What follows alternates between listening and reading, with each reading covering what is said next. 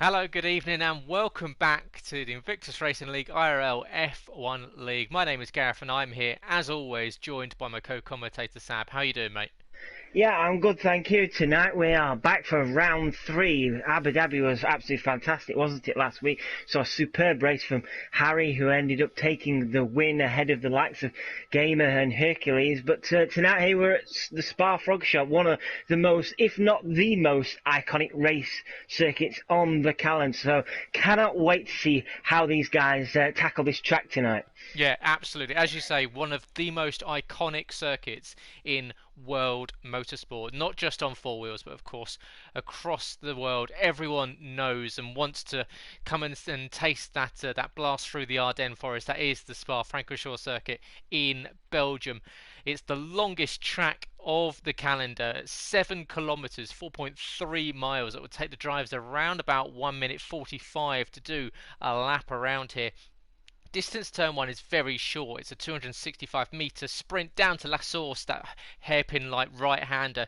Longest straight, however, from La Source down to Les Combes is 2 kilometers long, 1.2 miles, and includes one of possibly up there with 130R of the corners that you just know, everyone knows, and it's Eau Rouge and Radion at turn 2 to turn 4, and of course down the Kemmel Straight to Les Combes, and that's a 1.2 or 1.2 mile long stretch where the top speed will be dancing up at around about 210, 215 miles an hour, 330 kilometers an hour. Full throttle, 70% of the lap, which is quite impressive actually for a corner that's got 19 corners and a lot of elevation changes around here.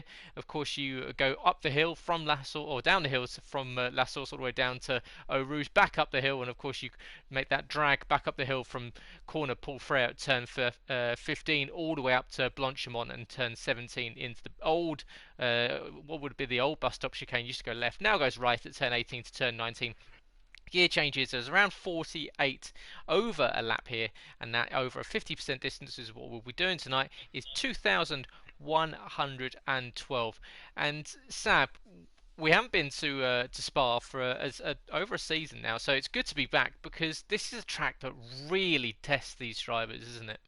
Oh, most definitely. You reeled off some corners there, and nearly every one of these corners, with all its iconic names, always tests you. You can't really hold your breath and just take it easy for a second around this track because it will bite you hard. And even on qualifying pace, when you are low fuel and you are pushing the car to absolute limit, you want to get every part of it absolutely accurate, because if you don't, this track will bite you hard, and suddenly you're either facing the wrong way, hitting a wall, or something else, and that could be either your qualifying over or even your run over. So this track, it does throw up some incredible races. Like you say, we've not had it for a little while now, so it'd be really good to see how these guys do. And you know what Spa-Francorchamps normally brings is some intermittent weather. Probably now I've said it, we probably won't get it, but if that does bring it as well, that brings even more challenges, doesn't it, to the track for these guys, especially if we're having the sort of race where it'll come halfway through a race and they've got to decide whether they're going to throw on a set of inters or a set of wets. So yeah, this track has, I think, like you say, it's just one of those tracks. It has everything, and I've been fortunate enough to visit this track. And if you ever have the opportunity to visit this track, it's definitely one to do because it's just absolutely fascinating to walk around there. Yeah, it's one of those circuits that everyone has on that bucket list, and yeah, everyone enjoys going here. The drive around here is spectacular, and watching the cars blast up down from La Source up to Eau Rouge and Radion is incredible. Whether you're watching it on the game or whether you're watching it on the TV, it's something spectacular to see. Two DRS zones around here, one on the Kemmel Straight, of course, on the exit of Radion at turn 4 through to turn 5, one on the exit of the final corner at the bus stop chicane at turn 19 down to turn 1, and plenty of drivers on track tonight, and Last week, of course, we had a fantastic race in Abu Dhabi with a win taken by Harry, and he's really shot up to the top echelons of the IRL F1 League, taking the fight to CRG Gamer, who leads the championship after a post-race penalty for VL Hercules knocked Hercules down into third position, promoted Gamer up into second. So that's a 2-point advantage for Gamer over Harry. So Gamer currently sits on 29 points. Harry back in 27. Hercules now down to 18 points in third position, as we've got pretty pleasant conditions over the circuit here this evening for qualifying. And yeah, so Gamer taking the lead in the championship, but tonight we introduce, of course, we had Cliffy7765 joining us last week. This week we'd like to welcome VSR Ice-T and KJLTX7 to the league, and the two new Dutch drivers adding to a very strong Dutch contingent here, Sab. And you've got to wonder what those two can bring up, because yeah, if you've got VSR next to your name, that's always bound to be a decent driver.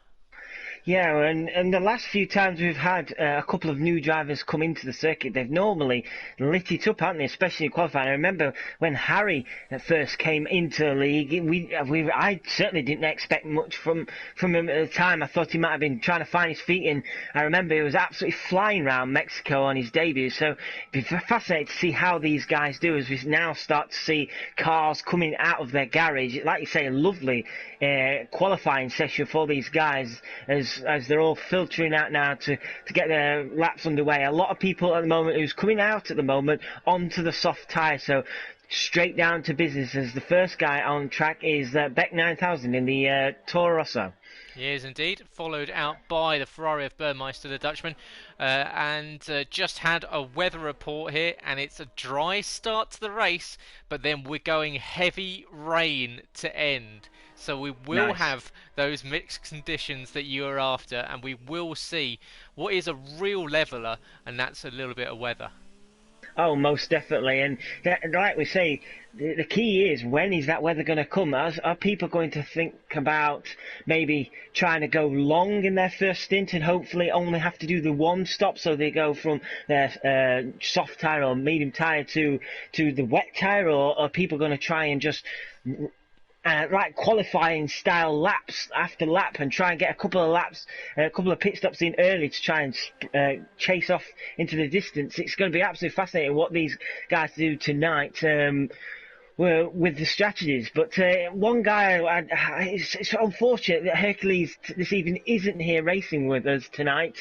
I was keen to see how this little mini battle had started to begin, hadn't it, between the likes of Harry, Gamer and himself, with John Polainen, the current race champion of this league from last season. He's just lagging behind slightly, so with Hercules not in the picture tonight, there's maybe a chance there for John Polainen to try and make up some positions this evening and get some points back on the guys at the top of the table at the moment.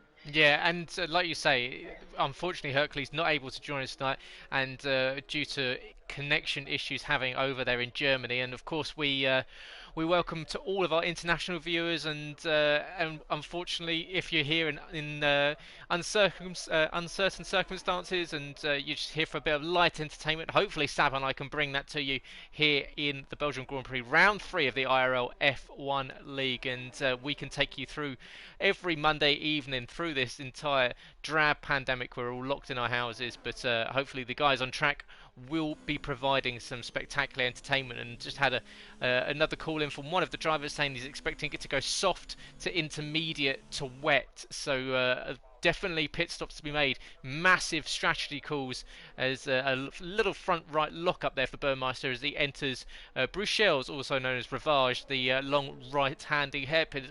Just about runs out into the runoff area at corner no name. He's followed on track by Jumperlinen just behind him, so Jumperlinen out on circuit, and of course, as you said, Beck's the first one out on track. He's just coming into Stavolo now to enter the third sector, so Beck will be the first one to set a flying lap.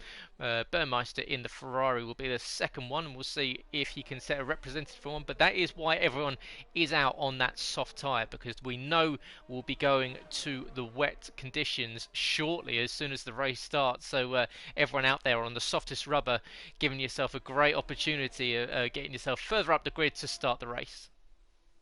Yeah, definitely. And here he comes now. Bet 9000 is going to be the first guy to set a time. Time is a 1:44.494 on the soft tyre. That is the current time to beat us. Now, most people, except Cliffy, is out on track now. Across the line, what do we see from some of the other drivers? We've got Burmeister does a 45.2, Lozak does a 43.8, so vastly differing times here. We've got a lot of drivers out there helping each other. Here's something we've seen quite often before. It's the two Williams helping each other out, and this time it's Harry giving Scott the tow up the back straight, up through Paul Frere into Blanchimont, and we'll see how they, Harry getting to the outside, going on to run off. That's worked out pretty nicely indeed for Scott. Now Scott, of course, as Warris does a 43.2, immediately beaten by KJ, does a 42.9 into the 42s for the first time. What can Scott do with that big old toe up the back straight? It's a 43.482 for the Williams driver. He slots himself into the second row of the grid. I was keeping an eye on the Alfa Romeo driver of Schofield. We all know about Schofield. Unfortunately, at Pujon, he ran just a bit too wide, and that invalidated his lap straight away. So I'm not sure whether Schofield will be going again for another lap, but at the moment, his current lap is not going to count. On track, we've got the two Renaults coming into Pujon. The never-ending left-hand turn, the amount of load that goes through the tyres and through the driver's necks around that corner is absolutely immense. So it's a big old ask to keep the car on track, as KJ at 42.9 is currently the benchmark. Warrislander does 43.2, 0.3 of a second slower. He's currently on the front row of the grid. Stanford Pito up into the third, 43.3. What can CRG Gamer do? He's now coming up through Blanchimont, in through turn 16 and to turn 17. Keep it off of that curb on the left hand side. You'll like at Rivage, very easy to bottom out the car, and you'll find yourself pointing in the wrong direction, pretty sharpish. Into the final corner at the bus stop chicane. Gamer comes up to the line. What can he do? Opening lap, it's up to the top of the standing. It's a 42.909, 0.04 of a second faster than KJ. Nice lap there from Gamer there. Foxy Reddy's just coming across the line now, and it's not the best of laps for him. He's probably still feeling out the track. He's at the moment second last in terms of time set. He's just set a time of a 1:44.7, but it's proving this track at the minute how tricky it is, because we've already seen a few guys. John Polinen was another one who invalidated his lap as well, so it's already showing this track how tricky it is. There you go, Harry, he's showing the man, showing everybody at the minute why he's the man in qualifying at the moment with a 42.791. There is the benchmark, and CRG Gamer he's got some work to do again, hasn't he, this evening? It's remarkable, isn't it? Because last season Harry struggled with qualifying so much, and he was so frustrated. At many different points he was saying how much he just needed to pick up the pace, but this season he's just completely changed his fortunes around and really taking it. And what's that? A good 2/10 advantage he's got over Gamer. And yes, it's the first bank lap, and we're expecting to see these guys go much faster. But still, to be 0.2 of a second faster than Gamer and KJ, and then they're the only three that are inside the 42s at the moment. So Harry really raising his game so far this season. He really is, and I'll be honest with you, and this is no disrespect to Harry, I did not expect him to see him right up there early on in the season. We had a brief chat off air before we started, and I thought it had been a mixture of John Pline and Hercules CRG Gamer fighting at the very front this season, but Harry has stuck his elbows out, hasn't he, and said, no, count me in as well, and certainly so far he's making his voice the loudest at the moment. And while Harry keeps on doing this, everybody else is going to be having to look over the shoulder and thinking, well, yeah, we've got to step a game up here, because Harry is certainly showing that he is improved in qualifying, and if he can keep this form up like he is in the race as well, he's definitely going to be in contention come the end of the season for the championship. Cliffy goes purple in Sector 1 in the Racing Point. We'll see if he can continue with this pace. Running out course, shaving the wall there at the exit of corner No Name, coming into Pujon, using a lot of the outside curb, and that got underneath the car, and he runs out wide, invalidates. So unfortunate there for Cliffy, because that first sector was pretty decent, but unfortunately for him, just running out a little bit too wide, got out onto the marbles and lost the bottom of the car. We'll see VSR Ice-T currently out on track. He's at Pujon now, just about rides that curb. It's all about having a nice, soft enough suspension to be able to ride these curbs here, because they can really get underneath the car, hit that barge board, and get underneath onto the floor, and it can really unsettle the aero and find the cars sliding around, which especially into a long left-hander or a poo-on is not what you want. It's a purple second sector for Ice-T, and the VSL driver now making that blast back up the hill to the top of the circuit, hitting full throttle all the way from the exit of Paul Frere at turn 15 all the way up to the bus stop chicane, heavy braking zone at turn 18. You want to get this one perfect because it's very easy to run over, and locks up the front right, but will he be able to maintain this pace across the line? He was purple in sector 2. Where does Ice-T go? It's up into 6th position. A slow third sector means he's done a 43.3, puts himself in 6th. Just wanted to point out, everybody out on the soft tyres at the moment, except FPL Charlie. He's got a different thinking at the moment. He did have a run out on the soft tyres, but quickly came in, so I assume he must have invalidated similar to other people. But FPL Charlie now is out on another run, but this time on the medium tyre. So interested to see what he could do on the medium tyre. I'm just keeping an eye on Scopefielder again. His run is much cleaner this time. He's coming down to the bus stop now. This will be his first time run. What can Scopefielder do? In the Alfa Romeo, he's heading towards the finish line, and wheel spin quite a bit there, and it only is 14th place for Scopefielder with a 1:45.0. Warrislander going purple in sector 1, and the young Dutchman in the Ferrari is looking at improving on his 4th position. He's currently sitting in, and we'll see if he can maintain this pace as he runs out on corner 9. I'm using that runoff area pretty nicely. It's all about, you can see just how much these drivers are using that curb on the right hand side to get as much turn in as possible for Pouon. Now it's down to the right left flick you've got here at Campus, and it's all about using, you can see all that green runoff area, use as much of it as possible with keeping at least a portion of that front wheel inside the white line, so you don't go any, you don't invalidate. It's 0.003 of a second slower. So we see Warrislander not improving in sector 2. He's going to need to improve the final bit, as we've got Jumper Line now up into 4th position. The two Renaults were out on track helping each other, so Jumper Line up into 4th. What can Warrislander do? Can he improve? Will he stick with this lap? He is going to go with it. So across the line, what does the Dutchman do? Currently in 5th, and he just about goes just under 2.5 tenths slower as KJ goes back to the top. It's a 42.7 for the Dutchman. He overtakes Harry as provisional pole sitter.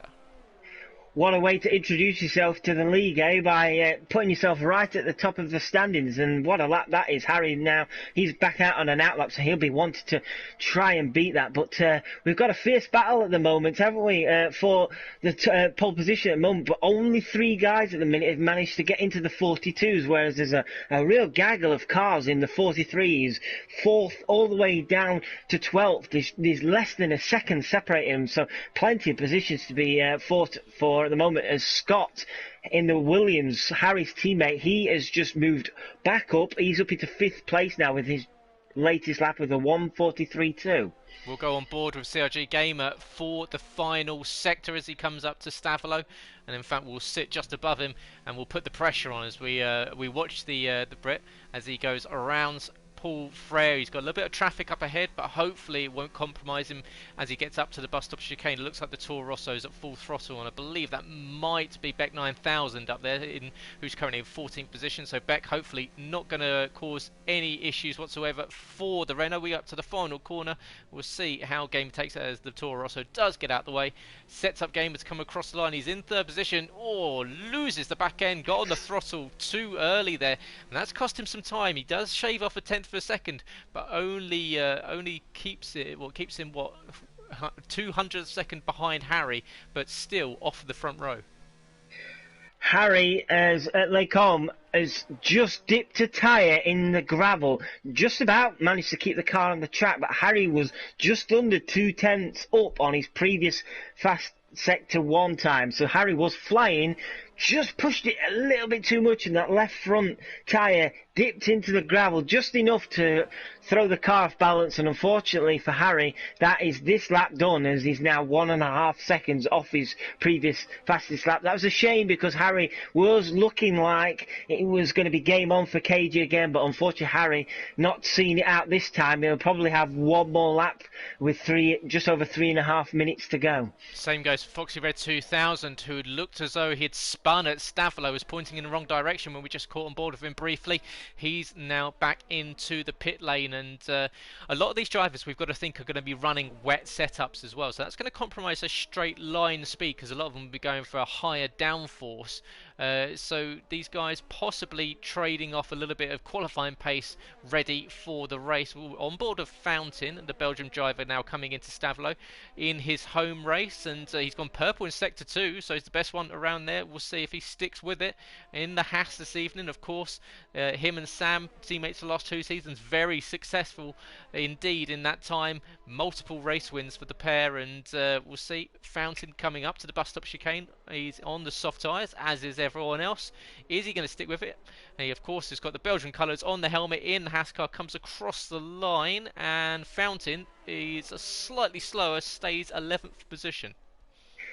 KJ's teammate even in the race point, Cliffy, is having a tough time at the moment. His latest run was another invalidation, so at the moment there's no time set for him right there, and he's coming back into the pits at the moment. Only 2 guys without a time, and that is Cliffy and FPL Charlie, but FPL Charlie's just come back out now after exploring a lap on the mediums. He's come back out on a set of softs. And here come the Haas boys working together as White Fountain tows Sam down the straights and peels off into the runoff area and allows Sam a clean passage through as he exits Lecom and down towards Rivage, and Sam getting a good run through. We've got yellow in all 3 sectors at the moment. We've got cars slow on circuit, but Sam in 7th position at the moment on a 43.327. So he needs to take quite a bit of time off, as we saw him have a fantastic qualifying session in Abu Dhabi last week. Can he have the same sort of round this evening? Of course, the start of the race didn't go as well with contact with Hercules, which is what earned Hercules that post-race penalty and dropped him from 2nd to 3rd. Sam, unfortunately, spinning at first corner and running out wide there, and he's 0.005 of a second slower. So Sam's going to have to make it all up on this drag up the hill through Blanchimont, through the 3rd sector, using as much power in that Haas Ferrari as possible as he heads up towards the bus stop chicane. Currently on that 143, Jumperlinen around about half a tenth ahead of him. Can he improve and get up onto the first 3 rows of the grid? Sam across the line stays in 7th position. Just over a minute left. All the top 3 are all out now on outlapses. Oh, I'm just riding on board with TL44S, and unfortunately he runs very wide on probably his final run now, just before No Name, and unfortunately for TL44S, I think that is pretty much his qualifying done with that running wide there. Yes, he's now invalidated. So TL44S, the moment at best, he'll be finishing in 10th in his Mercedes. He will be. As Ice-T up into 4th position now. Morris Lander is on a flying lap. Jumperlinen is on a flying lap. As KJ, our current pole sitter, starts his flying lap. And Harry and Gamer, I'm sure, will be coming onto theirs very, very shortly. We've got 20 seconds left to go in the session. Will we see any movers and shakers in the final 16 seconds before the checkered flag is out? Jumperlinen is going to come across the line. He will have time to do another lap if he wants to, but I imagine he's going to stick with this one. Currently in 7th, up until the 2nd row of the grid, alongside teammate CRG Gamer at the moment. Good lap there for Jumperlinen.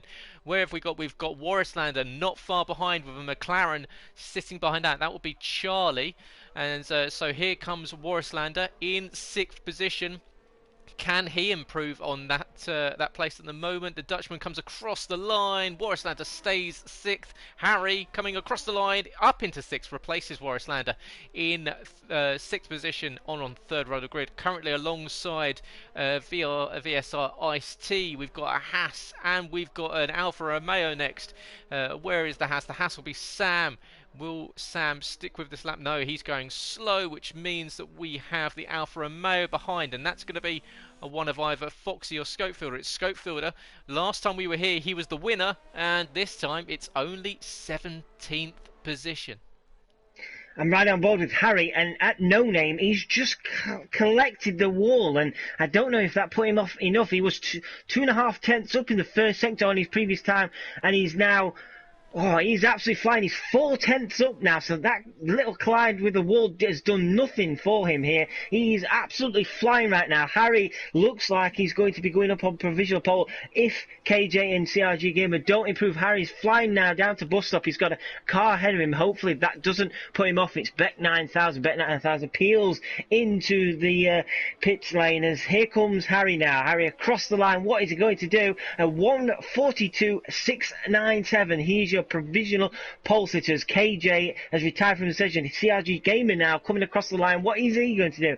Is CRG Gamer going to be able to do it? He does. A 1:42.635. Wow. There is absolutely nothing again between CRG Gamer and Harry. What a qualifying lap, qualifying session, I say, we've had between everybody tonight. Well, that was fantastic. Oh, you'd love to see it, don't you? These two cannot be separated on track.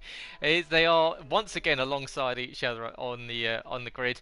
It's the 600th of a second gap between the pair. I believe the last time they were alongside each other was a 300th of a second gap. So that shows you just how closely matched they are this season. And Harry will be gutted with that because he knows that he could have he could have taken that, maybe a couple of extra. You say that he made a slight mistake at No Name and that cost him pole position, but it is CRG Gamer 62 has taken pole position for round 3 of the IRL F1 League here on Monday night as part of Invictus Racing League. And welcome to everyone joining us tonight.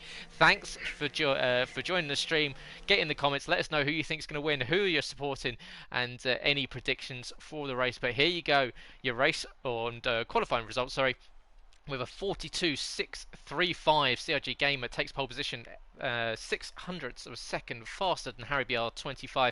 KJ in his first race takes third position with last season's champion Jumper Line, and a good result for him in fourth. VSI IST in fifth position alongside FPL Charlie. Warrislander and Boy Better Know round out round 4 with row 5 will be Sam and Lozak. Good qualifying session for the Red Bull, and then TL44S, Fountain, Speed Queen, Adri Burmeister, Beck, Scope, Foxy Red and Cliffy without a time, who will be having to charge through the field.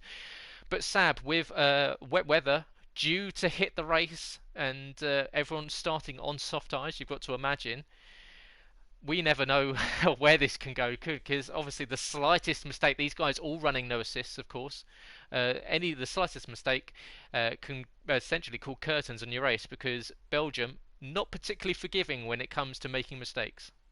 No, definitely not. And the last thing you want to do is make a mistake around here and then the wet weather comes, because it makes it even harder then. If you're already 20, 30 seconds down the road, it makes it even harder to be able to try and catch up with these guys. And if you look at the screen now, you wouldn't believe we're going to get any wet weather, would you? It looks glorious out there, but it just shows you what this track is like, what it can do to you with the weather. It can look absolutely glorious one moment, and then it can be completely changing the next. So I cannot wait to see when this rain is going to drop on us, as the session is about to start shortly.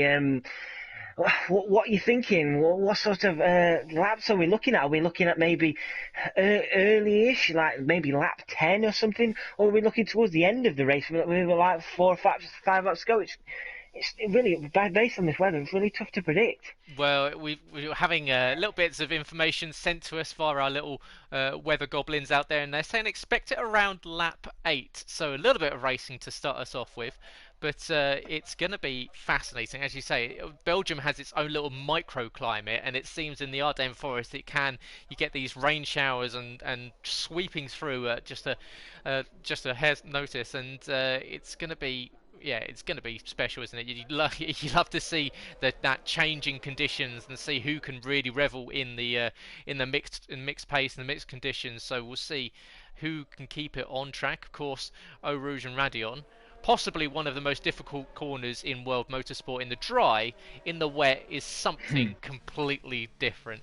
But yeah, welcome guys. Make sure if you're watching the stream, press that like button. Helps us out massively. And of course, if you're enjoying it and you've already pressed the like button and you're not subscribed, there's the red button right next to it. Press subscribe for more IRL content. We've got 4 different leagues over the week. Of course, you've got IRL F1 on a Monday night, 8 p.m. Tuesday nights is IRL Realistic Performance. The cars all using realistic performance, and different cars allocated over 6 times a season. So the guys running with the same car for 2 races, then they are allocated a new car dependent on their pace over the previous 2 races.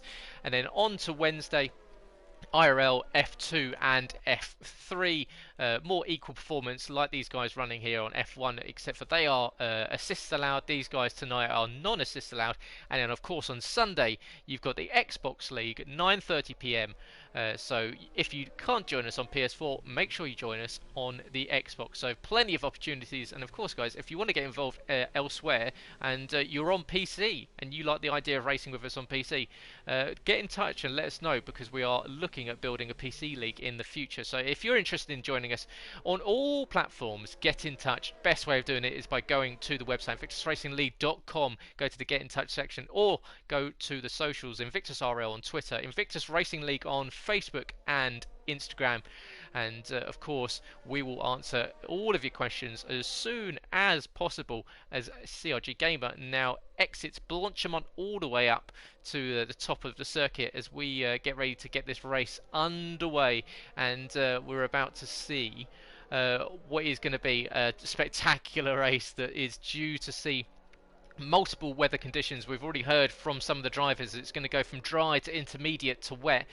Will we see? We've had races before where some drivers have stuck out on the intermediates and not decided to go for the extreme wets. We saw that in Brazil last season. Will we see that tonight as CRG Gamer peels into his grid slot with a clear track down to La Source at turn 1? However, it's what's looking like his title rival this season alongside him, and that's Harry Biar, 25 in the Williams, who gets a good run down to the line. We've got CRG Gamer on pole, Harry in second, debutant KJL Tink in third position with last season's champion Jumper Line, and in fourth we've got 4-5 lights. We're out and underway here in Belgium. It's a slow start there for the Mercedes, as it's a CRG Gamer that does get a good getaway. KJL Tink in second position now, overtakes Harry. Harry now down to fourth position as we get a dreadful camera view there. But yeah, Jumper Line now up into third position. Harry down to fourth. Poor start for the Williams driver. FPL Charlie up into 5th position. Scott is in 6th. Sam is in 7th. Lozak makes a good start from 10th up into 8th position. We've got a big crash there for Adria Lockdock. Yeah, huge crash, and it's also involved Speed Queen and Warrislander. Adria Lockdock out of the race. Unfortunately, we've got a safety car, as you can see. Warrislander and Speed Queen caught up in it. I was trying to keep an eye on everybody else further back. VSR Ice-T had a terrible start to race. It just fell down the order, and I think he just got to a point where he just couldn't get the car going, and was pretty much like a roadblock for some cars as they were trying to make their way around him. And unfortunately, Adria Lockdock is the first one to be bitten by the Eau Rouge bug, so to speak, as he is unfortunately clattered into the wall and out of the race. And for the likes of Speed Queen, she's got massive front wing damage on her front right, and just having a look at Warrislander also has big front wing damage. He's on the front left as well, so these guys will no doubt be coming into the pits, and the good thing is, with the safety car being out, they'll be able to cruise back up to the back of this pack. But yeah, not the best of starts, unfortunately, for Adria Lockdock. And once again, we've had a really early safety car in this race in this season so far. It's been a familiar pattern, hasn't it? It has. So we've seen early safety cars, but Eau Rouge and Radion to start the race is one of the most treacherous places on the calendar.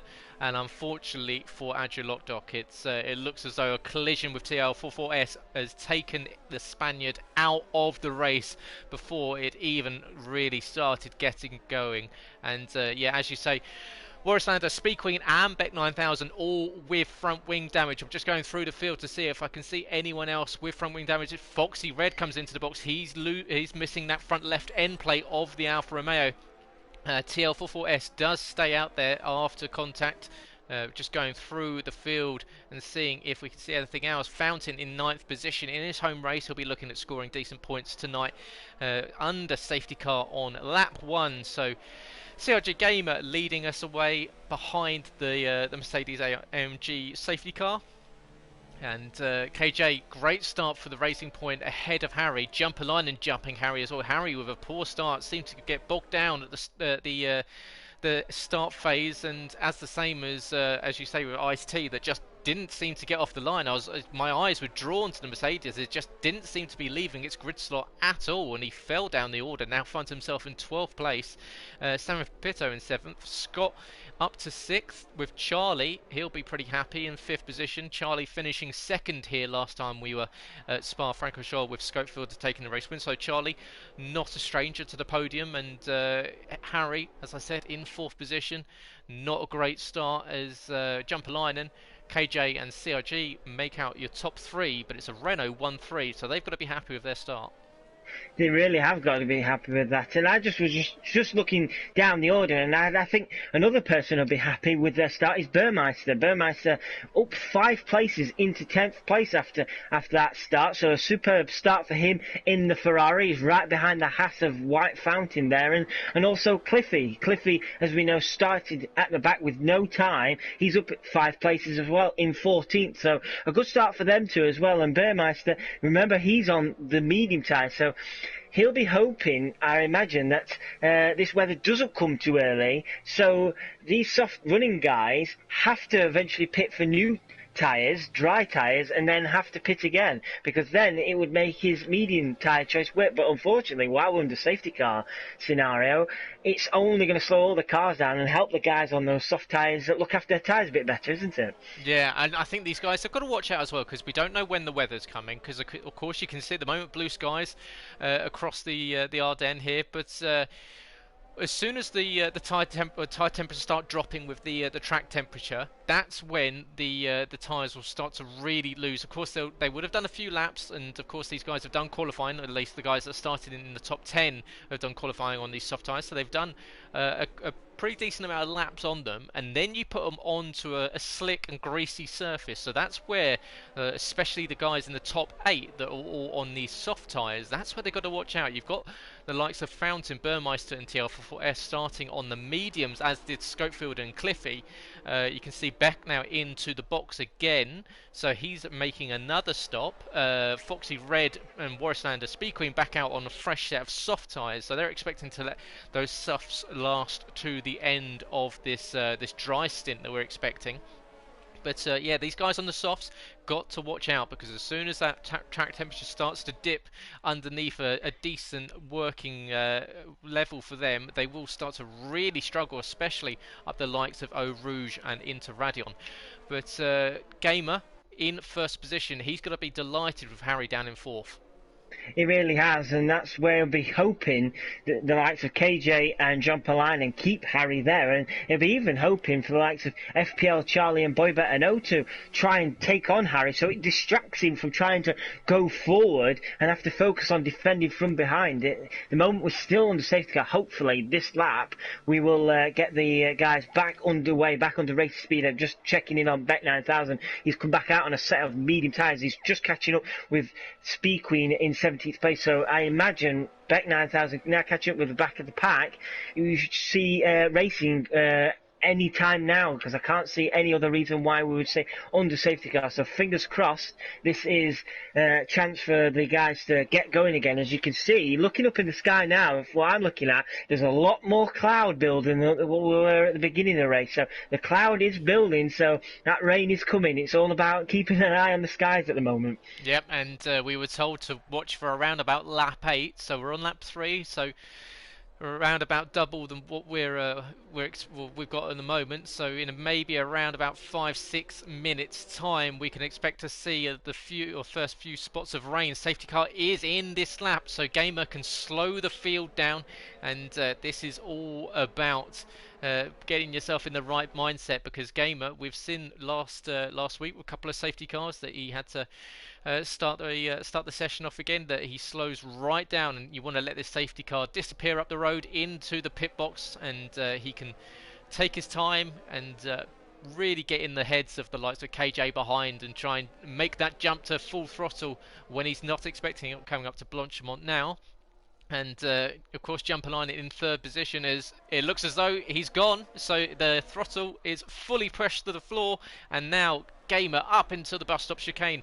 Although KJ seems to have stuck with him, so he hasn't quite got the getaway that we were expecting he might do. But Jumpline in third, Harry in fourth. You can see behind you've got the McLaren, and the Williams fighting over fifth and sixth. The former teammates Charlie and Scott in fifth and sixth. But it's a good getaway for Gamer. Maintains the lead. In second is KJ Eltink, 7. Jumpline in third. Harry is in fourth place. Now, can we see anyone getting a decent run with of course, you get a huge amount of slipstream down the Kemmel Straight, and we'll go on board here with KJ as he heads down the Kemmel Straight towards Lacombe. Can't quite make any inroads in on Gamer. Behind, we've got Harry challenging up with Jumpline for third position, not quite able to get the move done.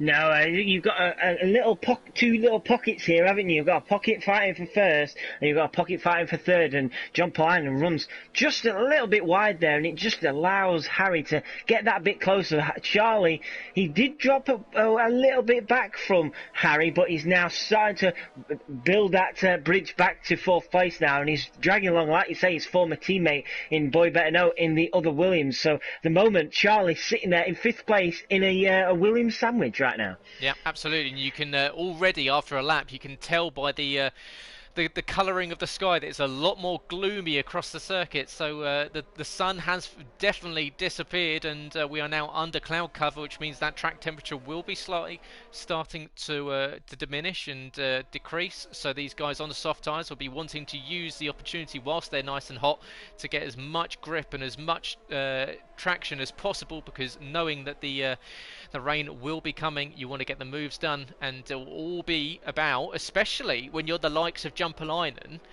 he's got to think about making that move as Gamer does the fastest lap. Of course, a 46.8 as Eltink is just under a second behind him. Harry starting to really pressure Jumpalainen, but yeah, Jumpalainen in third. If that rain does come and everyone needs to come in on the one lap, he's very close to his teammate, and we might see a lot of double stacking in the pit lane.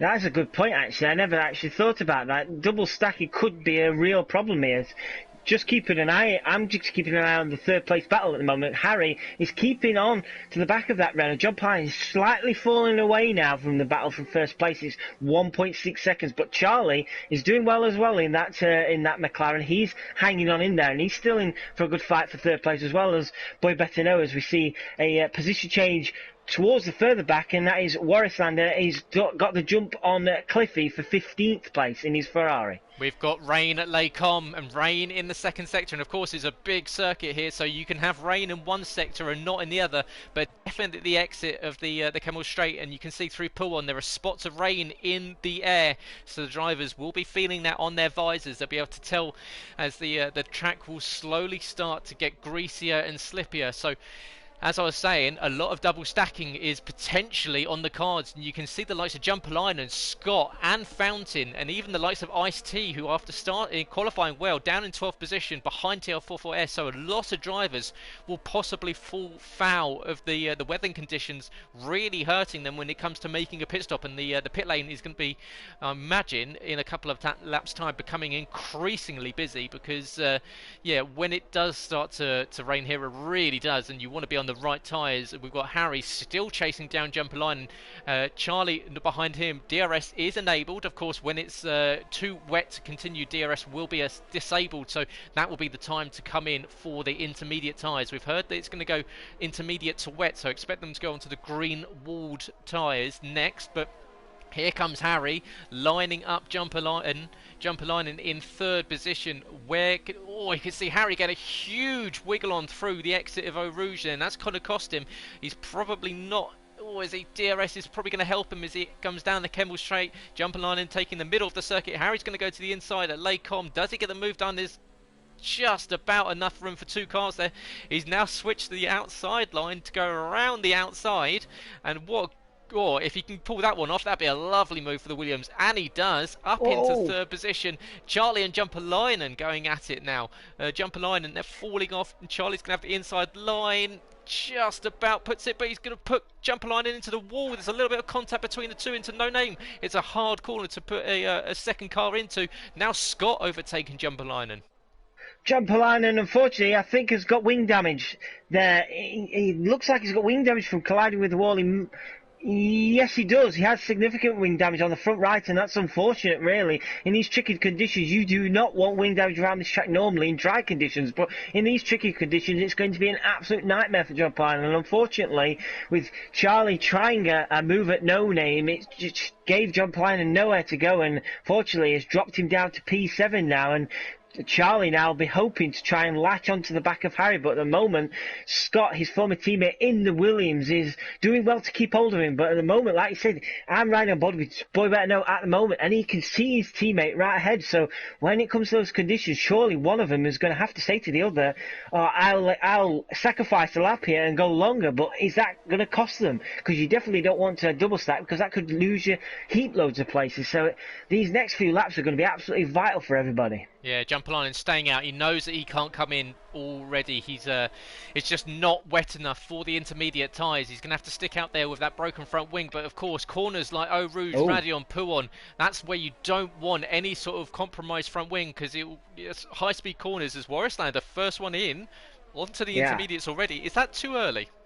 Yeah, I would say it's too early, to be honest. That's why I went, ooh. So I was just checking in on Warrisland. I seen him coming to the pits, and I thought, I wonder if he's going to try and brave it on a set of intermediates now. I believe it might be a bit too early. He might prove me wrong here, but riding on board with him now, there we go. Straight away, he gets a 3-second tab here because he pretty much cut Eau Rouge there. So the rain on the onboard of Warrisland does look heavier now, so he might get away with it, but at the moment, everybody else just skipping through the field now look to be okay at the moment. So Warrislander is trying something different, and to be honest, when he's at the back, what's the harm in trying something different? It could pay off for him, so it'd be fascinating to see how he gets along. Yeah, absolutely. If we see a safety car in the next lap or so, and people start coming in, as you can see, the rain now is starting to get much heavier as we go through the second sector at Pouon, so the rain is really starting to come down now. You can see the guys starting to, you can see just how much more pace they're taking off at the exit of campus there,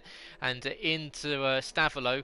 Behind, we've got Beck 9000 trying to take on Burmeister. Burmeister having fallen behind Scopefielder and Speed Queen at Les Combes at the last lap. But will we see anyone coming into the box this time around? The rain looking as though, as you can see, starting to get very misty. Yep. It's only into the box comes the leaders, and we're going to see a lot of stacking, I think, here, because here comes the Williams pair. Scott not that far behind his teammate Harry, so it's going to be a real chase and VSC. Real dash for VSC. this. Oh, VSC. Sorry, we've got VSC. Burmeister, Warrislander's teammate, is crashed out at Blanchimont, I think. Yes, he has. He's just riding on board Warrislander now, and Burmeister is buried deep and hard into the wall on the left-hand side just before the bus stop, and that is the end of the race for Burmeister, unfortunately, and that VSC slowing everybody down now, and as you can see, the craziness of the pit lane, it begins, but Warrislander now is still out on track on those intermediate tyres, and the VSC is now cleared, so can Warrislander make up some positions? He has made up some positions, and you got to remember he's had one lap on these tyres to warm them up. So these guys who have just come out on those tyres will have will be still cold. But I was slightly distracted. Am I seeing that right? Is Boy Better Know on a set of mediums? Yes, he is. How bizarre is that? Well, that's got to be a mistake from the Williams team. You can see. Look at the loss of grip that Scott's had. He must not have had the right tyres selected out there on the wrong tyres, and that is a race ruiner for Scott, because he's going to find himself, he must just get out of the way, because even the guys on the intermediates are starting to struggle, and the Williams, with a massive faux pas, they had to double stack, perhaps didn't have the tyres ready for him. You can see that he's just getting out of the way as he probably should here, because the guys on the intermediates will have so much more grip compared to the Williams driver. I'd be surprised to even see if he can't even keep keep it on the track around P1, and it's going to be a, as you can see, don't get on the as soon as those curbs, those red and yellow curbs, will be getting so slippery now. It'll be hard to keep it in a straight line, as Scott really pushing hard. As we've lost Beck in, got under safety car conditions, so that might save Scott, although it's going to put him to the back of the field. The safety car for Beck 9000, who's lost it out, and he was on a brand new set of soft tyres as well, so the Toro Rosso equally struggling on tyres that were not ready for this circuit. No, I had a look at Beck 9000 because we had a flash up of yellow flags in Sector 1, and he was crawling Eau Rouge, and he managed to get up there and down the Kemmel Straight okay, but he must have lost it at the end there. He must just not have had any grip on those soft tyres, and unfortunately that is the end of Beck 9000, and it just looks like we've just had a few mix-ups in tyre strategies here, and like you say, that will have somewhat rescued Boy Better Know's race, but that's really unfortunate for him, isn't it, to have come out on the set of those mediums, because Boy Better Know was well in for a chance for a podium place. That he was right behind FPL Charlie and pushing hard, and unfortunately this is going to put him right at the back, as we also see Lozak as well into the pits. He's coming back out, and he will be dropping right down to 15th in his Red Bull. So yeah, safety car conditions now. How long do we think these intermediates are going to last before this rain gets even heavier, and can these guys even keep it on track while they're running so slowly, because the tyre temperatures and everything will start to drop, won't they? So conditions right now, when it's in this interchangeable state, is so tricky, especially around a track like this, because to keep the car on the circuit is just one hell of a challenge. Yeah, absolutely, and it's a new front wing for the Red Bull of Lozak 97. It's a set of the correct tyres to be on for Boy Benno, so that puts them down in 15th and 16th, but yeah, you're absolutely right. These guys, this is caught of like a not really the position you want to be in, because you're on those tyres. Yes, they are the correct tyres for the conditions. The intermediates, of course, a very versatile tyre, but the longer they're behind the safety car, the tyres aren't running up at a regular temperature at race speed, and equally the brakes aren't being used to their usual capacity. So you've got cold brakes, cold tyres, and you're then going up through Eau Rouge. And yes, it's a flat-out corner. It's definitely not in the rain, I would imagine. But then you've got that long corner, long straight before the down the Kemmel Straight to Les Combes. These guys on possibly colder brakes are going to really struggle when it comes to last source, when the safety car is coming in, and of course down to Les Combes as well. So we might see a couple of guys making little errors here and there, and so it's all about, really, we were saying pre-race that this race is all about concentration. It's all about making sure that you get every single apex right, no matter what the conditions, and you've always got to come into Belgium thinking that you're going to be racing underneath some weather and some mixed conditions. So I imagine a lot of these drivers have practiced in the rain around here, so yeah, it's all about keeping your head around here. And Harry in third position now, after unfortunately seeing the likes of Adrelokdok, Burmeister and Beck retiring, the safety cars that have come out of that have possibly helped him, put him just behind the driver that jumped him off the start. That's KJ Eltink in the Racing Point. Of course, the Dutchman making his first race here in Invictus. VSR Ice-T down in 12th position. Yeah, another one of the debutants, not having the greatest of races. Foxy Red in 7th position. Good run for him so far. TL44S, unfortunately, was involved in that contact with Adrelokdok at Rouge on lap 1 in 6th position. So TL, good race so far for him. Yeah, you took the words out of my mouth. I was going to say after that pit stop phase, the TL447 Fox Red really benefiting, and so is Cliffy. Cliffy now up to 9th. He started at the back of the grid, so a good start for him as well. I would just keep an eye on the likes of Warrislander as well. Warrislander, in the end, that jump onto the intermediate tyre probably helped him out, because it's got him somewhat back into the fight for the top 10 now. He had an early collision, didn't he, at the start, but it's somewhat got him back in contention of fighting for points now. He's in 11th place. It's tough now, isn't it? I keep riding on board with some of the cars, and the conditions look even worse now than what they did a lap ago. The spray is starting to really get thicker now, and I wouldn't be surprised in the next lap 2, 3 laps, we will get to see some of the guys taking a risk and chucking on a set of wets, because at the moment it looks just progressively worse out there. Yeah, you want to see some standing water before you go onto those extreme wets. They take a lot of water to shift to get them to work. So yeah, wait to see some standing water coming across the circuit. Of course, a circuit that's full of hills and inclines and declines. As the safety car is in the lap, in this lap, the yellow lights are out and it will disappear up the road. And CRG Gamer will once again slow the pack down and let it disappear back up into the pit lane. But yeah, you want to see some puddles to make that decision before you go on to the extreme wet tyres. I'm sure all of them will be thinking the intermediates for now are the better tyre. However, as you say, it's lap to lap. You never know. It's so changeable around here. You never know. As I said, it's such a microclimate that the rain can just absolutely snap in one sector and one lap. And you can see CRG Gamer slowing down the field much later into the lap this time, and it's going to be around the final corner for him. Does he put the hammer down? He does, but it's going to have bunched up the field a lot more. But it's a good getaway for Gamer. KJ in second place, Harry in third.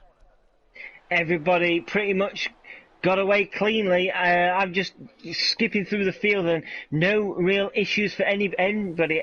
Everybody at the minute just trying to get their car, make sure it's on the black stuff, and not trying anything too risky at the moment, as we see a lot of them now taking on Eau Rouge. Still no issues there. Harry is down a place, but he's still in a chance here for first place. He's only 3/10 now behind KJ, and FPL Charlie, again, similar to the last safety car, just fell back ever slightly, but KJ has had an issue somewhere, and now Harry is now going to have an opportunity, as KJ is defending hard here to try and keep hold of the position, and Harry just having to hold it off for it now, and the moment he's really putting the pressure on him, and this is allowing CRG Gamer to pull away, and it's already a 1.6 second lead for him. Yeah, as I said, cold brakes, cold tyres, and into Les Combes.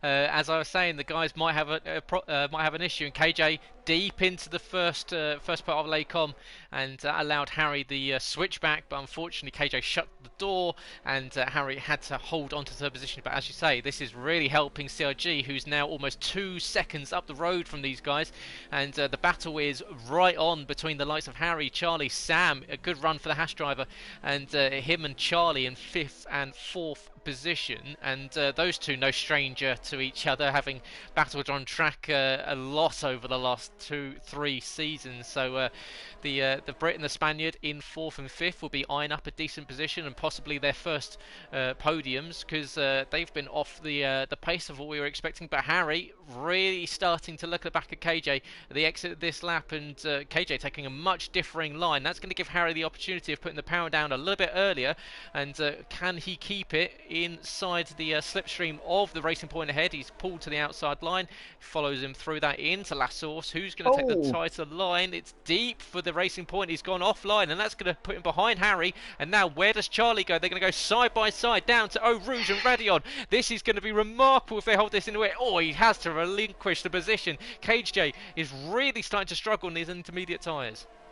Oh, KJ, he's just not liking these conditions right now, is he? And he's unfortunately fallen away, and Sam now is lining up a move on. I'm keeping an eye on Sam, and Sam now, he thinks better of it. He's not going to send one down the inside there, but yeah, it was Harry needed that, didn't he? Because as you can see, the gap is 3 seconds now between him and CRG Gamer. He needed to get past KJ, who was desperately struggling on those tyres. So Harry now will be trying his hardest to try and push and catch up with CRG Gamer, but you don't want to be pushing too hard with these conditions getting progressively worse, because you could find yourself off the track in an instant. But at the moment, KJ is hanging on to the back. Oh, he's run wide again at Pouhon, and that's surely going to allow Sam up the inside. Is Sam going to get the move done? KJ hanging on, and this is allowing TL4 for us to have a look. Sam No, no, just so close there for Sam, and unfortunately KJ ran wide, but managed to hold on position. KJ really struggled on his intermediate sides as Sam almost goes into the gravel, and that's allowed TL4 to go past. And TL4 has got the move done on the Haas driver. So from 2 corners, Sam is looking at going into 4th place, and he's dropped down to 6th place. So it just shows you the difficulties of these track conditions. And Sam then decides, no, I'm not having any of this. I'm going to get the position back. Wow, this is incredible driving in these conditions from all drivers, but Sam just about hanging on to his 5th place there. 2 wide through Blanchimont. What a race from these guys. TL44S and Samuel Pitto not giving any quarter.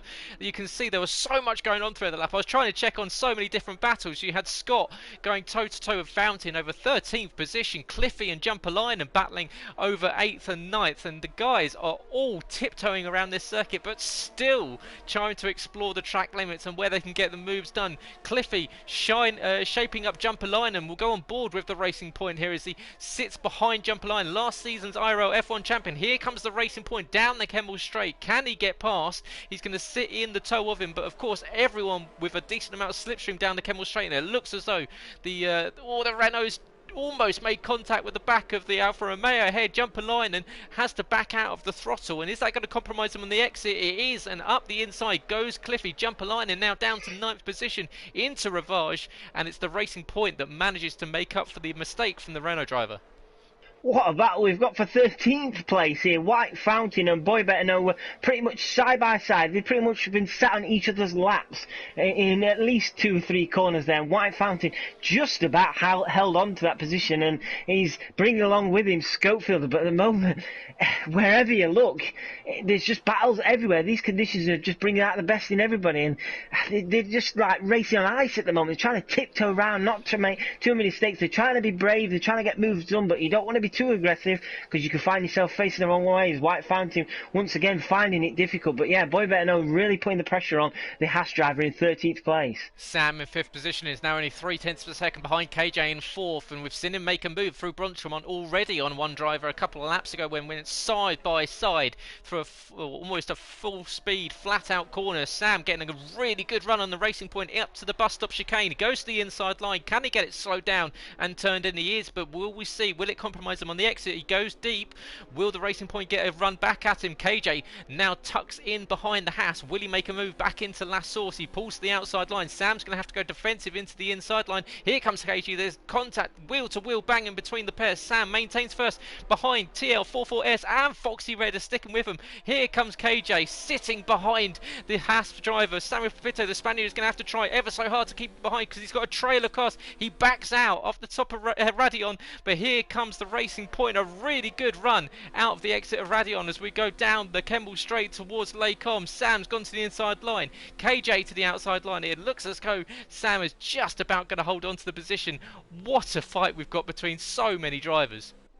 Oh, wow, where do you look right now? As I'm just trying to keep on the Boy Better Know situation. There is a train of about 5 cars ahead of him. White Fountain pretty much holding up the Williams driver, but is he going up the inside now? Can Scott get the move done? He's going to bang wheels once again with White Fountain, but White Fountain, no name, has got the inside line. Scott now tucks back in, switchback enabled, and here he comes, Scott. Can Scott get the move done? This would be very brave if he can get the move done here. They're side by side, and White Fountain has to relinquish the position, and Boy Better Know finally gets the move done, but White Fountain is not going to make it easier for him, and now Boy Better Know will be trying to focus on the battles ahead. There's at least 3 cars in a small battle ahead of him, so points playing positions are still on for Boy Better Know. 4th to 9th is split by about 3.5 seconds at the moment. Samuel Pepito, KJ, TL, Foxy Red and Cliffy and Jumper Line and fighting over track position. We had TL getting right up to the back of KJ, who, like I said, after doing so well on those soft tyres, is starting to fall back on the intermediates, and we're not yet ready for the extreme wets like we thought we might be. We've only got 7.5 laps left to go. Deep into the corner for KJ. That's going to compromise his exit. Will TL44S, who's having a great race in 6th position, be able to make his way past? And he's going to go to the outside line. KJ defending early, and that's going to catch out the Mercedes, and he's just about in this contact between what looks like must have been behind from the Alfa Romeo. We've got 3 wide on the exit of La Source as we go down. This is disaster waiting to happen. We've got an Alfa Romeo, we've got a Racing Point and a Mercedes. They finally file back into order, and TL44S, after going from being the hunter on the Racing Point ahead, is now going to be swamped by two cars. We've got Cliffy onto the grass. How did he keep that in a straight line onto the grass? Behind, Jumper Liner now looking to Cliffy, and he gets past Cliffy onto the grass, and the exit of Radion, trying to get past Foxy Red. Foxy closing the door. This is all going on lap 15.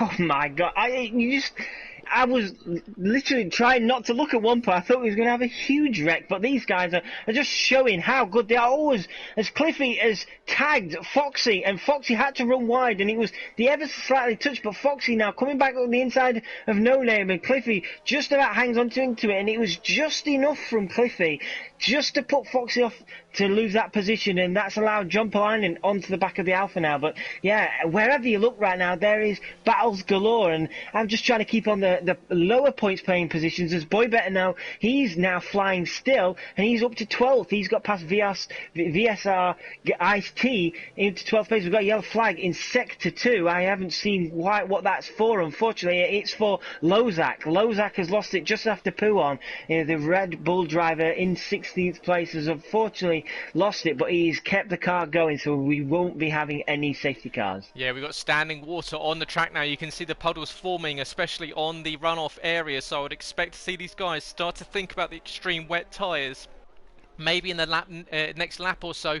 We've got this mad battle going on between several drivers from the exit of we've got TL44S, and into the pit lane does come KJ. So KJ is going to be the first one to go onto the extreme wet tyres. In comes Warrislander and Ice-T as well. So those three all coming in and making the first jump, and the likes of KJ with his teammate Cliffy in 6th position, knowing that he needs to get in and onto the blue walled tyres before we see more stacking in the pit lane, like we saw earlier when we went from the dry tyres to the intermediates.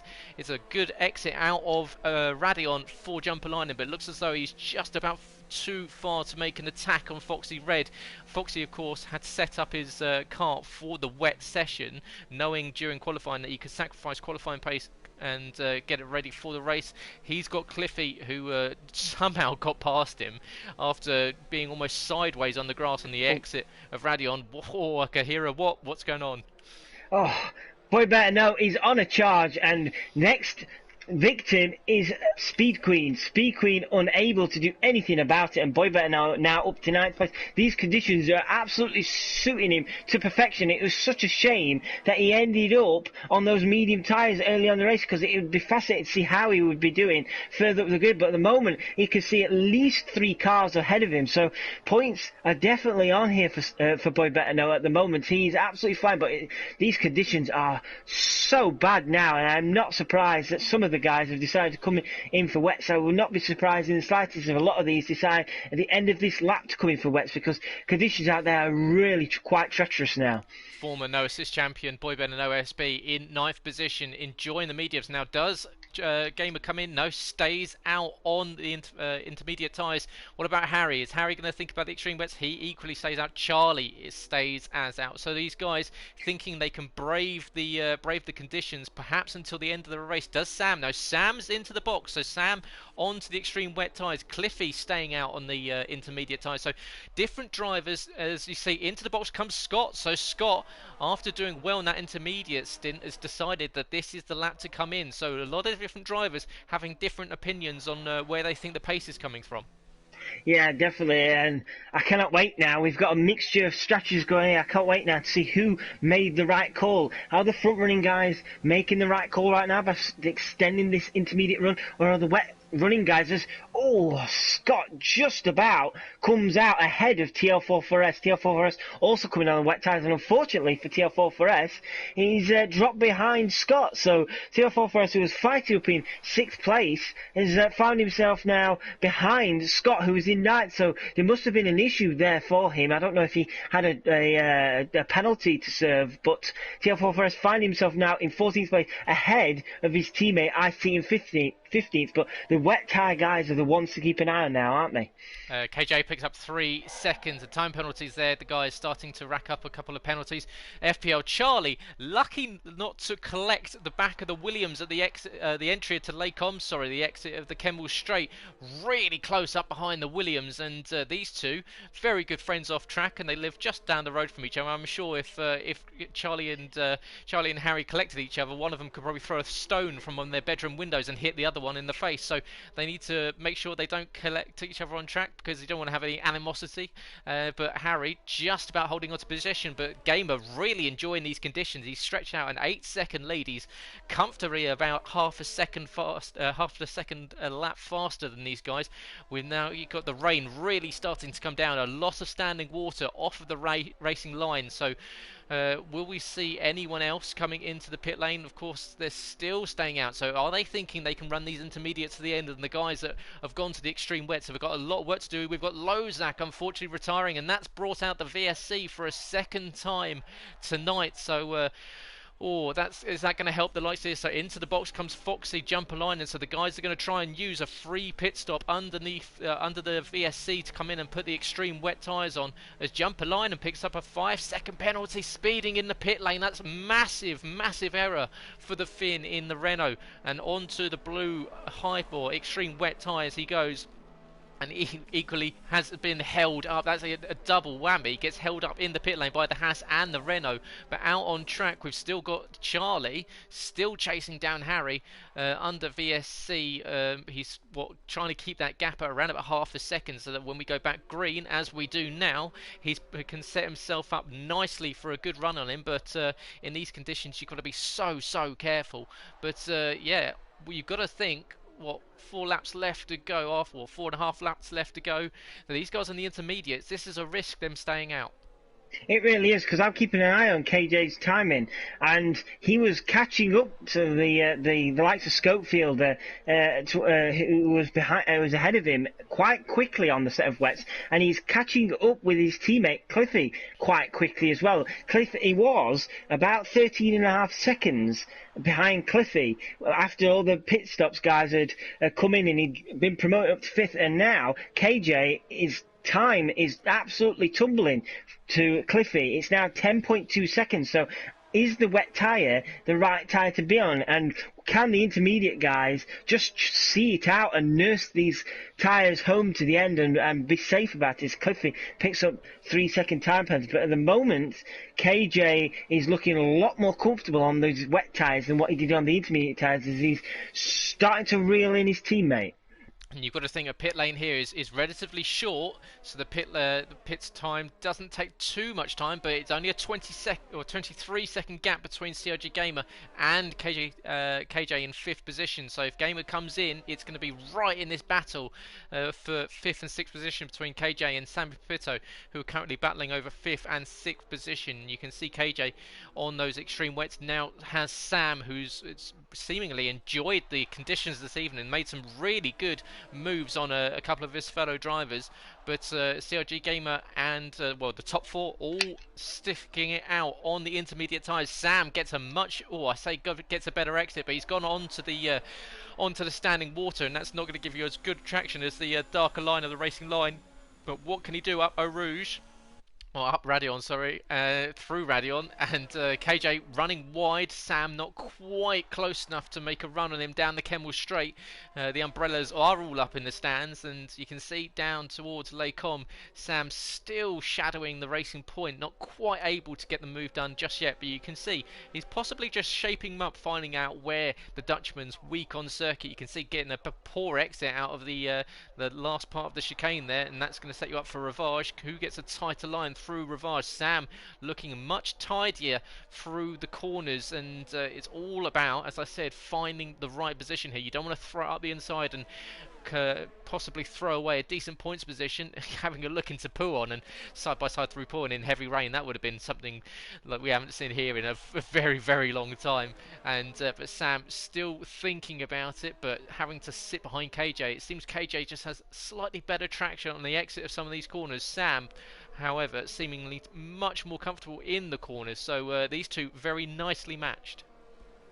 John Polainen in 8th place is seemingly struggling now on these conditions and on those tyres. He's got the man on a mission, boy better know, behind him at the moment, keeping him honest, half a second behind, and he's keeping TL4 not too far behind him either. Speed Queen just slightly outside the points here at the moment. She's in 11th, but John Polainen at the moment four and a bit seconds behind Warrisland in 7th place. But at the moment, John Polainen will be certainly keeping an eye on his wing mirrors as the Rocket Williams car will be lighting up all aspects of his rear view at the moment. 3 laps to go, left to go of the 3rd round of the IRL F1 Championship.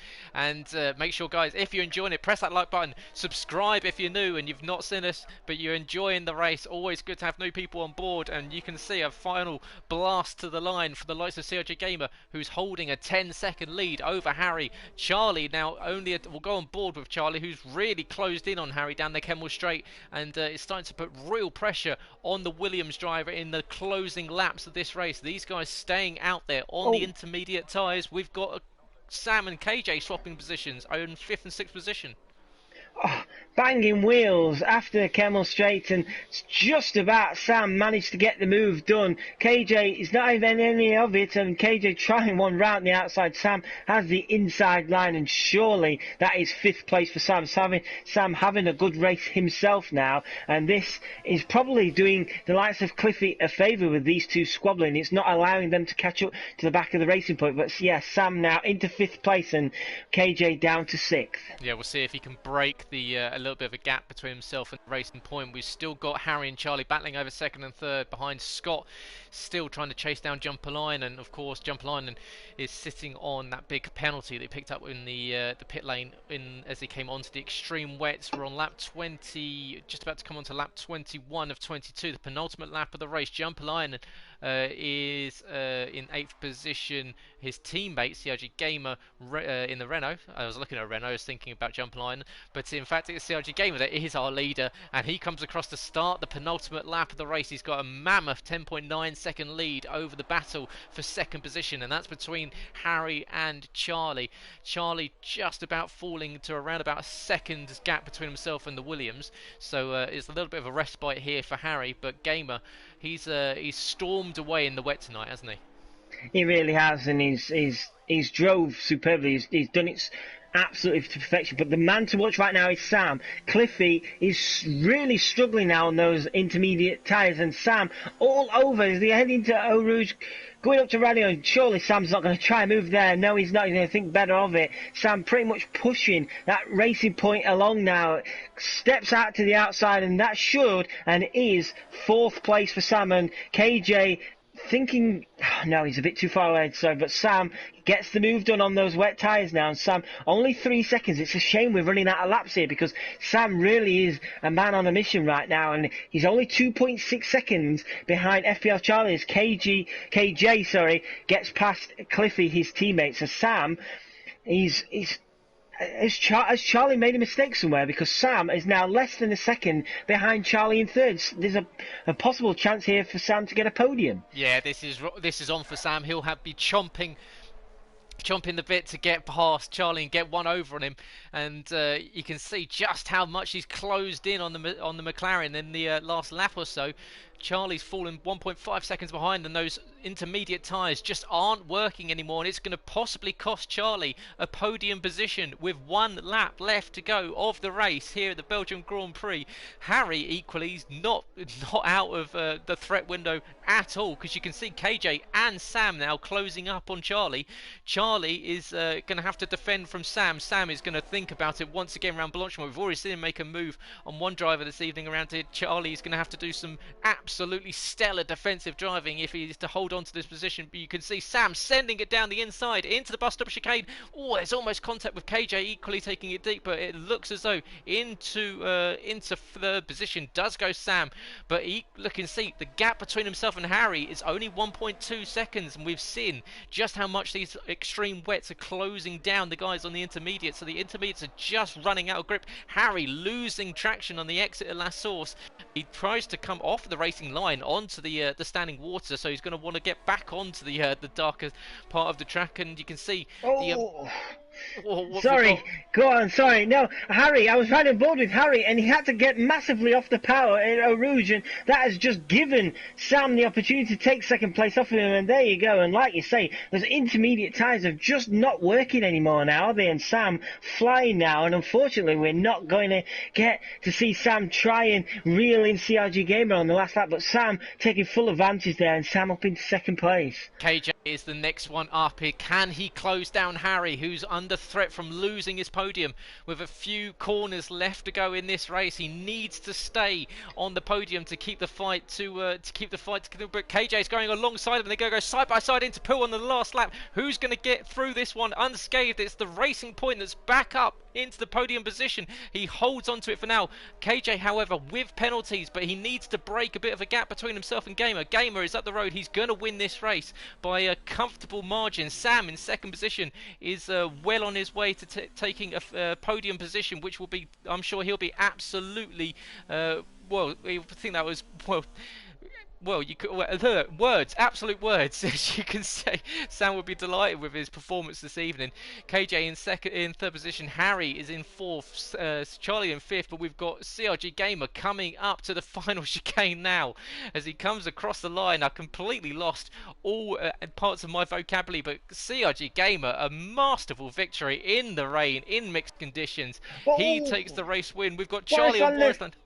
Oh, Morris Lander, he sent it deep at the end and just about got the move done. Charlie just had to avoid contact, and unfortunately at the bus stop Charlie loses out, but Charlie doesn't lose out because Warrislander has unfortunately dropped all the way down through penalties. So that in the end was a shame really to see that last gasp dive from Warrislander and not really pay off, and Charlie will be breathing a huge sigh of relief as he doesn't lose fifth place after all. And boy better know, I have to say, despite that brief stint on the medium tyre in the wet, ends up sixth place. That was a superb comeback for him as well.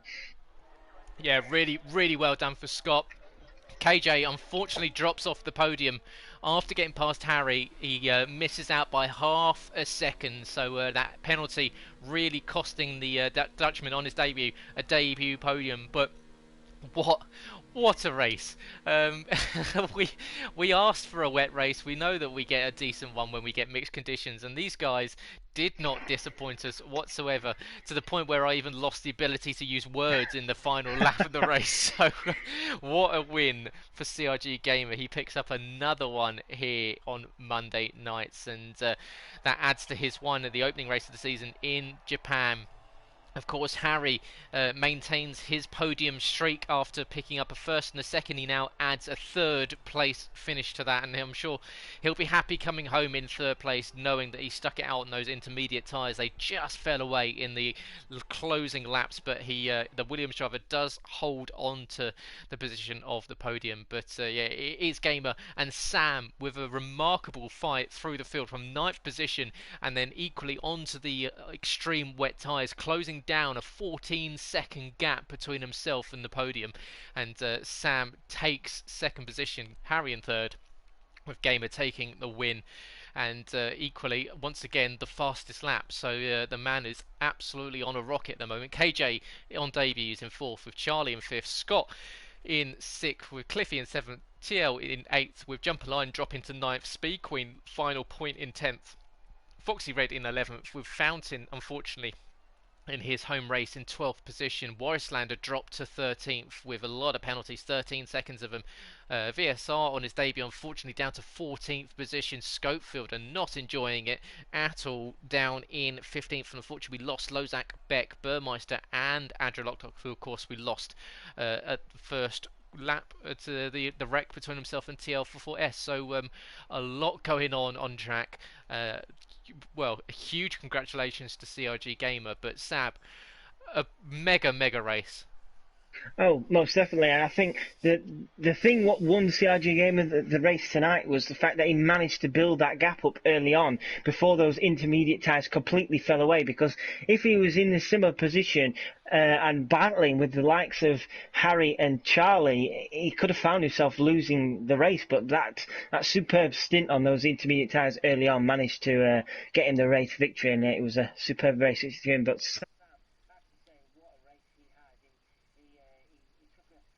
gamble. We thought it was a gamble at first on those wet tyres, and then in the end, it really paid off for him. He'd be cursing that they didn't have more laps under his belt to try and really reel in Gamer. But in the end, it's a good podium for him, and I think Harry will be breathing a bit of a sigh of relief as well that KJ had a penalty which allowed him to be back on the podium. But yeah, that was absolutely stellar all the way through the field. We had some superb battling, some side-by-side action where we shouldn't have had side-by-side action, especially in these weather conditions. Yeah, it was so much fun to watch that one, and welcome to everyone joining us this evening on stream, and equally welcome to the drivers that have just joined us in the box for post-race interviews. Make sure you've got your voices always allowed to be shared, so everyone on stream can you hear you, and of course we'll start off with race winner once again, CRG Gamer, and mega race from you tonight. You seem to really enjoy that wet weather out there.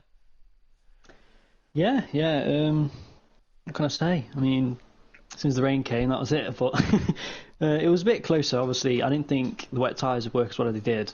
I know the Haas that came second was catching me like 5 seconds, I think, on that last lap. So give it a couple more laps, he would have had me. But yeah, when I didn't pit because I thought, well, track position is quite important, and I didn't think honestly that losing 20 seconds in a pit stop could be made up. But obviously, it is. But yeah, it was fine. I still had the gap, so I'll take it. And it's nice to get back onto the top step. Yeah, and I mean, you started off obviously snatching pole position with no time left to go in the session, but starting alongside Harry. So you must have thought that it would be you two once again. But a poor start for Harry, so it must have, put you a little bit more confidence into yourself that you could stretch that lead out. And then equally, as soon as the rain came, you were just stretching out a gap, about 3/4 of a second lap upon lap. So yeah, as you say, you decided to make that decision to not come in, but what was the mindset when you saw the likes of Sam on the extreme wets, when you saw the time coming down, you saw him closing up? Did you think that you would be able to hold out, or was it it's just kind of desperately holding the position? Yeah, I mean, from the gap I had to start with, I was pretty certain I would be able to keep it as long as I didn't make like a big mistake or anything. But I mean, thinking back on it now, obviously I would have hit because it was definitely giving me the quicker race time. But it doesn't matter now, so I'm happy either way. Well, it's a second win, a fantastic one in the rain, in mixed conditions. You maintain your lead in the standings as you go in with a second victory of the season. So yeah, great start to the season for you. Congratulations. We'll be back to you in about a couple of minutes' time Thank just you. to find the next race for you. But we'll move to second place, man. And Sam, welcome back to the podium, Sam. Great result for you tonight, and you must be delighted with that, fighting through the field in those extreme wet tyres. Yeah, thank you. Yeah, especially after uh, the race in Abu Dhabi, quite disappointing because I think I had the pace to battle with the top four maybe. And yeah, I mean, it was tricky because I started P9. I had the wet setup, so that's why the time wasn't too good. And yeah, I was just consistently putting times, keeping my tires alright, and staying out of trouble. And yeah, it was a very good race. When you can see the time coming down between yourself and Harry and the guys that you were fighting for, of course, like Cliffy. How confident were you? What were the conditions like out on track this evening? Oh yeah, it was different. It was like day and night. I mean, when I saw the Force India pit behind me for the wets, I was like, yeah, it's time. Otherwise, I was P5, I think, and Charlie, Harry were a bit fast on the intermediate, so I had to do something different. And I took the gamble, and it paid. I mean, I had so much grip, and luckily I got past the cars in front because, well, sometimes you have to take it easy and see where you can place the car and where not, and where can you send it and where not. So luckily they were all very clean, so thanks to them. And yeah, I mean, I'm delighted because I was never expecting a P2 here, and yeah, very, very grateful. Yeah, well, congratulations. Really good result for you. Second place. First podium of the season, so that rockets you up the standings. And into third, and it's Harry who just about holds on to a podium position, 5/10 of a second, with KJ that almost snatched it after getting past you on track. So it's a little bit of a reprieve there, isn't it? Because it seemed as though those intermediate tyres just fell away in the last 2 laps for you.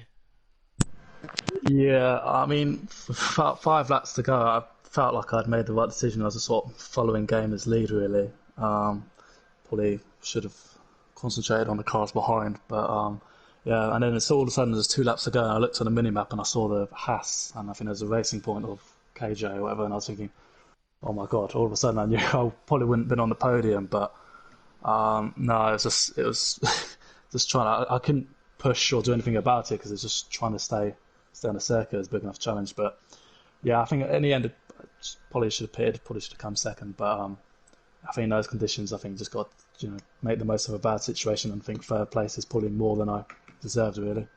And you look at that and you think that it's a podium, so obviously it keeps you up in the fight. But you've got to be slightly disappointed with the likes of your start, because obviously starting second position right behind Gamer, but dropping to fourth before the late comms. So yeah, what happened at the start there to drop back? I don't know. I nearly crashed, to be honest. I mean, normally starting P2 in Spa is almost pole, isn't it? You get such a good toe, but I mean, I don't know. I've never been very good at starts. I thought like I had a good launch. So I just sort of put my foot down, and as soon as I put my foot down, I realised it wasn't a very good launch at all. And I think I went on the grass, and I was about fourth before the apex of turn one. But no, it's a shame. I think I would prefer the wet qualifying. I think my race pace was pretty good around here in the dry side. But no, I've 3 podiums out of 3, so I'm very happy. Yeah. Oh, well, like you say, it is 3 podiums out of 3. Keeps you in the title race. But, I mean, we'll go back to our race winner. And congratulations, of course, Harry, for your third place. But we'll go back to Gamer. And so that is your second win of the season, second place as well. So you've got to see yourself as a title favourite. But then equally, you obviously can't let up this season, and because Harry is hot on your heels, even if he does drop points like the lights tonight. But you've got to think that you've got to keep pushing through the likes of Spain and Germany next 2 races. Oh yeah, no question. I mean, it's been a really good season so far. I know there's only been 3 races, but yeah, it's been challenging and it's been enjoyable. So I think it's definitely going to continue all the way to the end of the season. So definitely have to keep on it and keep the consistent podiums and hopefully wins coming in. Well, yeah, and you add another one onto the list tonight with second victory of the season here in Belgium, and congratulations to yourself and of course to Sam and to Harry for the podium. So feel free to shoot off, guys, if you want. But mega race from you three tonight, really enjoyable one to watch back, and the mixed conditions made it really interesting indeed. And Sab, just going back to you to round off for this evening, and we look back at a race that saw a soft tyre start for the majority of the field onto the intermediates, and a very busy pit lane for that first stop, and then equally a lot of drivers deciding to go for that extreme wets, and that's the magic of Spa, isn't it? Because you have this iconic circuit, and when you add a little bit of mix of wet weather into it, it really makes that circuit, that race light up, doesn't it? Oh, most definitely, and we had a mixture of strategies as well, didn't we? I liked to keep an eye on some of the battles further back while you're talking about the battles ahead, and some of the battles further back were absolutely superb tonight. 4 or 5 car trains all the way around in these conditions, and 9 times out of 10 they weren't really tripping up over each other. It was absolutely superb driving. Some of them on the wets, like you say, some of them on the intermediates, and in the end those wet tyres were that much quicker. And unfortunately, it'd have been nice if maybe a gamer would agree with me on this, but I think it'd have been nice if we'd have had at least 2 or 3 more laps on those conditions, just to see what Sam could have done. Could he have caught up with Gamer on those wet tyres? Because he was absolutely flying at the end, wasn't he? And the rest of the field who was on those wet tyres. Those wet tyres were just absolutely peak perfection at that point, and unfortunately we just ran out of laps. But overall, the race, I'd have have to go as far as saying that's probably the best race we've had this season, and Abu Dhabi was absolutely superb. But like you said, the tricky conditions around this circuit just make absolutely stellar viewing for everybody to watch.